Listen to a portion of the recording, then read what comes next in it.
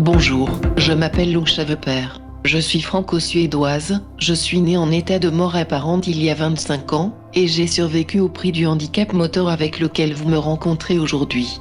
Quand on a un handicap, on a très peu de choix de vie possibles. Heureusement, l'art m'ouvre une voie sur le monde où je suis libre de faire ce que je veux et où l'on ne me juge pas selon mon handicap.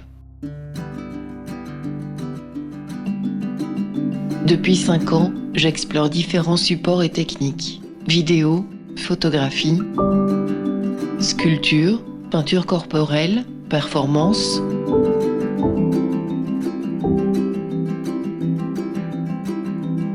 J'échange avec mes assistants, on teste des choses, on se trompe, on cherche jusqu'à ce qu'on trouve.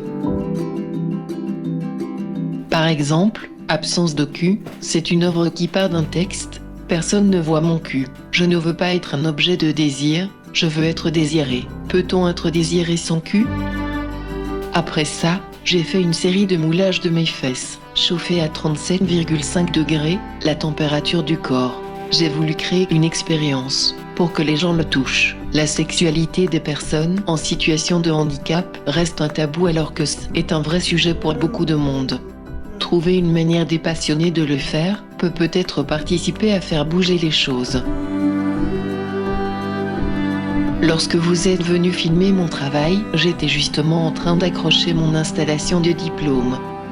Depuis, je l'ai passé, avec les félicitations du jury. Maintenant que j'ai terminé mes études, je vais rester à Tarbes cette année pour bénéficier de la mise à disposition des fonds de céramique de l'école des beaux-arts, puis je verrai où la suite me mène. Je suis en discussion pour des résidences et expositions en Suède et je viens d'être invitée à exposer au Centre régional d'art contemporain de Sète en juin prochain. Le plus important, c'est de continuer de créer. Lors de la première édition de l'offrande musicale, David Frey m'a écrit.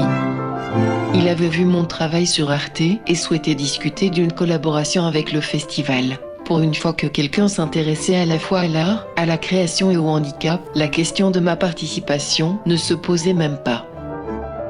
Lorsque l'on est en fauteuil roulant, assister à des concerts est toujours compliqué. Avec l'offrande musicale, tout est simple, fluide et naturel. Pour moi, ce n'est pas un festival hors norme, c'est un festival de ce qui devrait être la norme. Pour conclure, j'ai envie de dire que les plus grands changements ont souvent lieu lorsque l'on change de regard sur le monde. À travers mon travail, c'est ce que j'essaie de faire. Et c'est d'ailleurs ce que réussit l'offrande musicale.